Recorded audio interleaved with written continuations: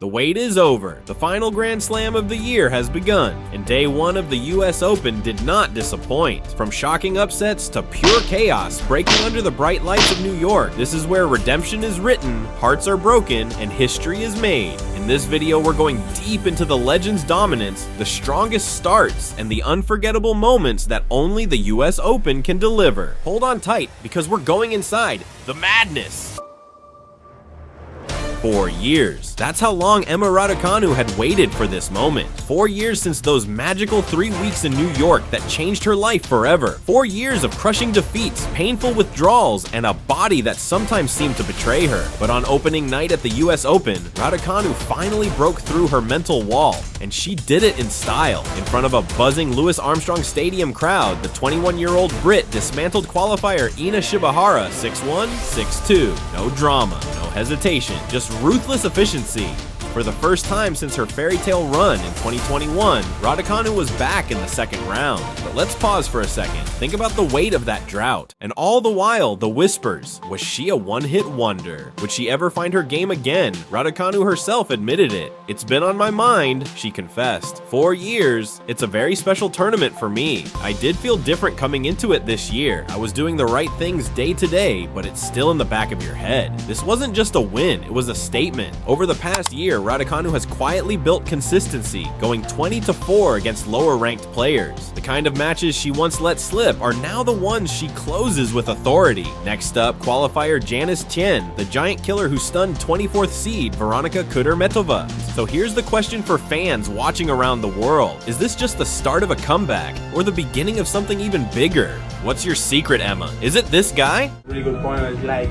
Yeah. Yeah, and running around the court. Yeah, I do laugh. Come on, that's too sweet. Enjoy Emma, and good luck to the next round. In Arthur Ashe Stadium, under the bright lights of opening day, a new chapter began for American powerhouse Ben Shelton. Confidence flowing through his veins after conquering Toronto for his maiden ATP Masters 1000 title. Shelton walked onto tennis's grandest stage not just to compete, but to dominate. Across the net stood Ignacio Bus. From the first ball struck, the difference was clear. Shelton's explosive left-handed power sent shockwaves through Ashe. The first set hung in the balance until 3-4 when a costly double fault from Buse opened the door. Shelton pounced, slamming it shut with his trademark aggression. Then came the second set. Shelton striking again at 2-all, forcing an error to grab another break. The highlight, a jaw-dropping running forehand around the net post that brought the crowd to its feet. It was a reminder. This is not just raw talent, this is entertainment. Bus, to his credit, fought valiantly. Serving to stay alive at 3-5 in the third, he erased 3 match points, holding his nerve on the biggest stage of his life. But Shelton wasn't going to be denied. A game later, he sealed the match 6-3, 6-2, 6-4.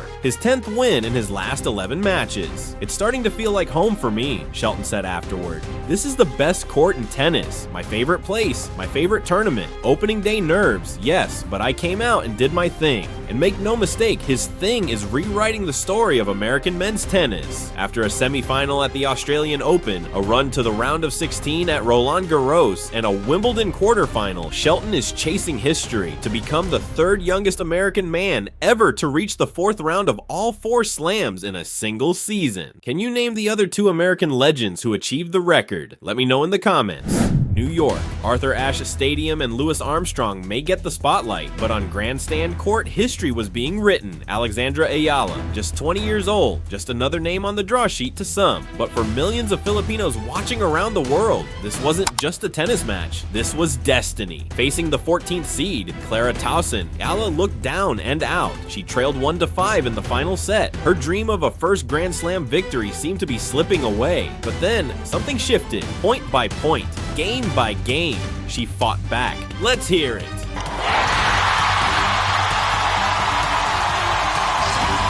Intense. Let me know what she said in the comments. What a comeback! A tiebreaker to decide it all. And in that pressure cooker moment, she saved nerves for later. Right now, she played with courage. She missed 4 match points, but on the 5th, history. Towson's ball drifted wide. Eala dropped to the ground in disbelief, tears mixing with joy. The Philippines had its first Grand Slam main draw winner in the Open era. After the match, her words were simple, yet powerful. You know, to be Filipino is something I take so much pride in. It makes what I do bigger than myself. And maybe that's what makes Alexandra Eala different. Have this community here at the US Open, like...